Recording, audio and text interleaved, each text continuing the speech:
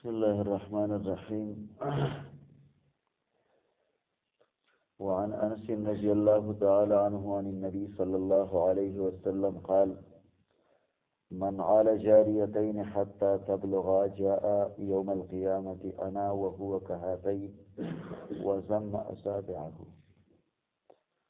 انس رضی اللہ عنہ د نبی صلی الله علیه وسلم نے ذکر کړي نبی علیہ السلام فرمایل چې د دوو بینځو تربیت وکړه، پرورش وکړه،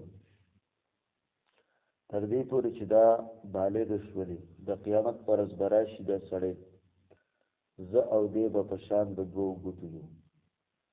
او نبی علیہ السلام دا ګوتې پیوست کړي. په یو روایت کې دا خبره ده چې چا تربیت د دوو وینځو وکړي، یعنې ماشومان دي او د کافرونو په جنګ کې راوستلي، نو دې ته وینځي وایي.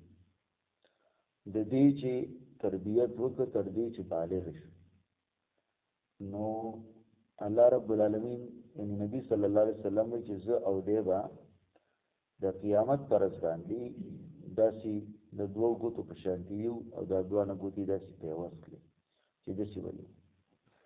په بل روایت کې داسې راځي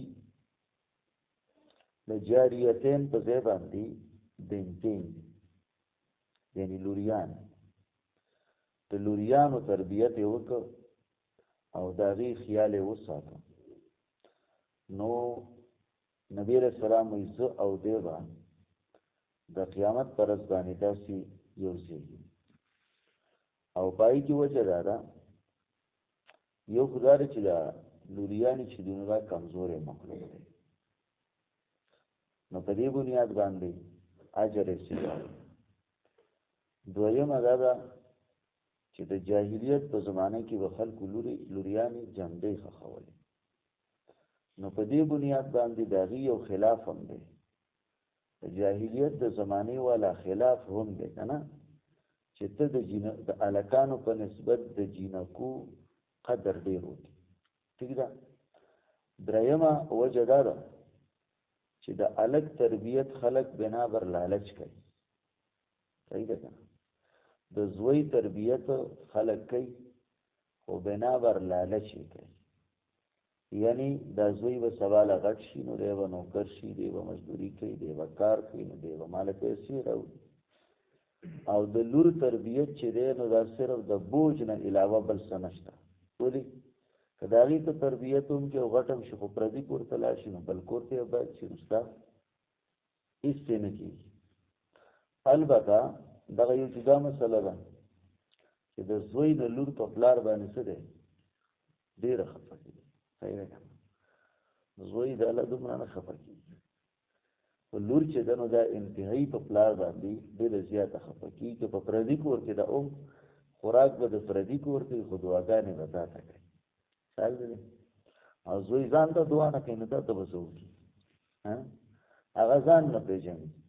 څه خو زمونږ هم کمی ده چې خپلو بچو ته هم تربیت دیني نه دی ورکړی.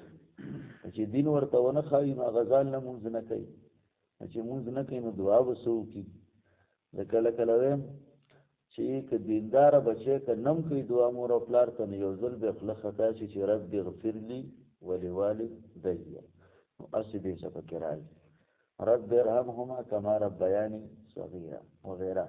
داسې آیاتونه دي، داسې دعاګانې دي چې که دی دعا نه هم کوي نو په هغې کې به راشي. او دینداره بچی که نور څه نه یم نو زه یم جنازه به دې په خپله وکړي، ټک ټوک به نه یم. دا مولیان خو د جنازې نه هم ځان خلاصوي که نه، بس ګړز هغه طرف ته کې وځي.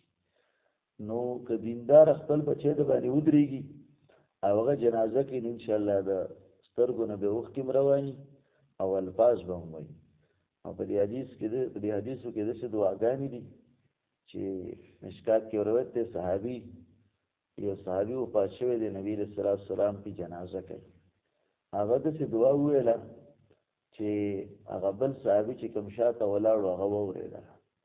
هغه ویل ارمان دی چې دا مړی زه دی او رسول الله صلی الله علیه وسلم دا دعا ما ته کړې وې. خیال دی؟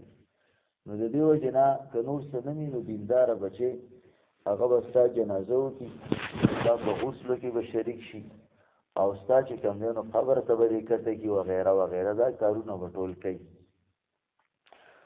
د دې وجې نه تربیت دیني پکار دی خو دې حدیث کې د دغې درې څلورو وجو د وجې نه د لوریانو په تربیت کې فایده ډیره ده ثواب پکې ډیر دی رسول الله صلی الله علیه وسلم وایي چې دا به زما سره د قیامت پر ورځ باندې داسې یو ځای وعن انس رضی الله تعالی عنہ عن النبي صلی الله علیه وسلم چې نبی علیہ السلام نے ذکر کوي قال من عال جاریتین چا چې تربیت وکړه د دوه جنکو حتی تر دې پورې تبلغا چې بالغ شي جاء یوم القیامت رابشی د قیامت پر ورځ باندې انا ذو هو کهاتین ز او دیو کهاتین په شان د دې دوه ګوتیو وزم اصابعه او نبی علیہ السلام دا ګوتی په وسلې چې بالکل زما سره وسیو په وسلې جاریتین بنتین ندولریان الله رب العالمین ربنا ظلمنا انفسنا وان لم تغفر لنا وترحمنا ربنا واتنا ما وعدتنا على رسولك ولا تخزنا يوم القيامه